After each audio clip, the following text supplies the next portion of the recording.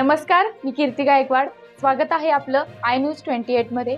चला तर मग जाणून घेऊयात महाराष्ट्रातल्या ताज्या घडामोडी। जव्हार अंगणवाडी कर्मचाऱ्यांना देण्यात आलेल्या बेकायदेशीर नोटीसची होळी।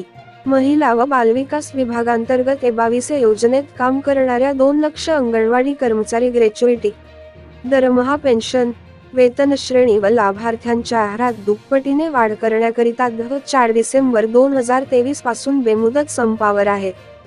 संपावर जाण्यापूर्वी संघटनेने रीतसर नोटीस शासन व प्रशासन कार्यालयात दिली होती। शासन व प्रशासन अंगणवाडी कर्मचाऱ्याचे प्रश्न सोडविण्याऐवजी त्यांना बेकायदेशीर नोटीस देण्याचा सपाटा लावला आहे, जे नैसर्गिक न्यायतत्वाच्या विरोधात आहे। त्यामुळे प्रकल्पातील सर्व अंगणवाडी कर्मचारी 12 जानेवारी 2024 रोजी प्रकल्प कार्यालयात जमून बेकायदेशीर दिलेल्या नोटीसची होळी करण्यात आली आहे। तसेच अंगणवाडी कर्मचाऱ्यांचे थकीत TADA, नवीन मदतीसांचे थकीत मानधन, इंधन बिलाची रक्कम व सेवानिवृत्ती महिलांना एकरकमी लाभ मिळेपर्यंत अंगणवाडी कर्मचारी आपल्या कार्यालयावर बेमुदत ठिय्या धरणे आंदोलन करत आहेत। त्यातून निर्माण होणाऱ्या सर्व परिस्थितीची जबाबदारी आपल्या कार्यालयाची राहील, असे यावेळी सांगण्यात आले आहे। भारताच्या संविधानाच्या तरतुदीनुसार किमान वेतन व सामाजिक सुरक्षितेचे लाभ देणे हा कर्मचाऱ्याचा मूलभूत अधिकार आहे। तो त्यांच्या जगण्याचा अधिकार, राईट टू लाईफ आहे।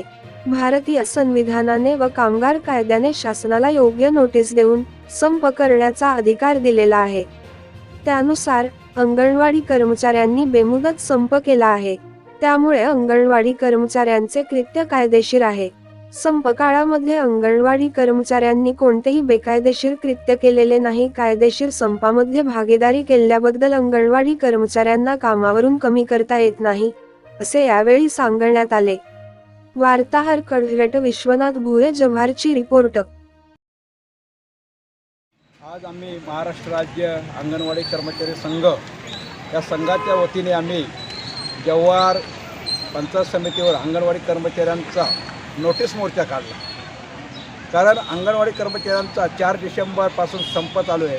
या संपामध्ये सरकार आणि प्रशासन अंगणवाडी कर्मचाऱ्यांचे प्रश्न सोडवत नाहीत, म्हणून 3 जानेवारी आणि 4 जानेवारी आझाद मैदान येथे प्रचंड मोठ्या संख्येने मोर्चा काढूनही सरकार प्रशासनाला जाग येत नाही, म्हणून आम्ही हा संप चालूच ठेवलेला आहे। आणि हा संप चालू असल्यामुळे जव्हार तालुक्यामध्ये असलेल्या अंगणवाडी कर्मचाऱ्यांना मोठ्या संख्येने नोटिसा काढल्या आणि नोटीस काढून अंगणवाडी कर्मचाऱ्यांना धमकावण्यात आले आणि धमकावून त्यांना सांगितलं की तुम्ही 48 तासामध्ये अंगणवाडीत तरी चालू करा किंवा 48 तासामध्ये नोटीसचं उत्तर द्या।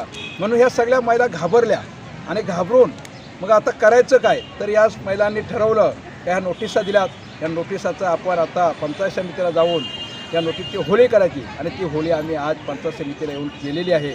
मात्र आमचा हा संपाचा 40वा दिवस आहे। 40 दिवस होऊनही आजही आजच्या संपामध्ये सरकार आमच्या अंगणवाडी कर्मचाऱ्यांचे प्रश्न सोडवण्यासाठी सकारात्मक दिसत नाही। जर सरकार सकारात्मक जर दिसत नसला तरी आमच्या किती माता भगिनींना कमी केलं तरी आम्ही माघार घेणार नाहीत। आम्ही शेवटच्या क्षणापर्यंत लढतच राहू। जोपर्यंत मानधन वाढ मिळत नाहीत तोपर्यंत आम्ही लढत राहू। जर मानधन वाढ दिली नाहीत तर आम्हाला नाविलाजास्तव जशा वाऱ्या जातात, पांडुरंगाच्या द्वारे जातात, आळंदी पंढरपूरच्या वाऱ्या जातात, तशा आम्हाला वेळ आल्या तर अंगणवाडी कर्मचाऱ्यांच्या वारी आणि एकनाथाच्या दारी अशा पद्धतीच्या वाऱ्या आम्ही या ठिकाणी काढणार आहोत।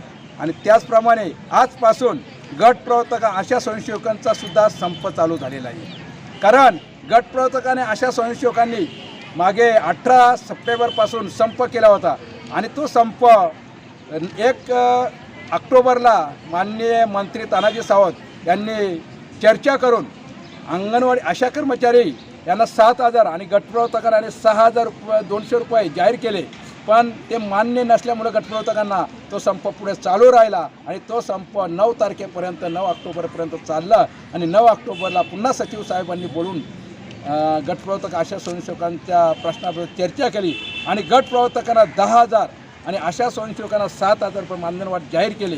त्याचंसुद्धा त्या सरकारने शासन आदेश काढले नाहीत, म्हणून गटप्रवर्तक आशा स्वयंसेवकांनी अनेक त्यानंतर मोर्चे काढले, पण मानधनवाढीचा ज्या निघत नाहीत, म्हणून त्यांचा सुद्धा आजपासून संप चालू आहे। महाराष्ट्रामध्ये 2 लाख अंगणवाडी कर्मचारी आणि 1 लाख आशा कर्मचारी, अशा 3 लाख महिला कर्मचारी आजपासून संपावर आहेत. एवढंच मी बोलतो. तरी या महाराष्ट्र सरकारने या महिला सक्षमीकरण म्हणतात, पण महिला सक्षमीकरण न करता महिलांना आणखी महागाईच्या याच्यामध्ये टाकत आहेत.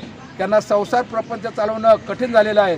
तरी महाराष्ट्र सरकारने लवकरात लवकर या अंगणवाडी कर्मचारी, आशा कर्मचारी यांचे प्रश्न लवकर सोडून यांना लवकरात लवकर मानधनवाढ जाहीर करावा आणि जे बालकं कुपोषणामध्ये बळी पडत आहेत त्यांना कुपोषणामधून बाहेर पाडावेत, हीच आमची प्रमुख मागणी आहे.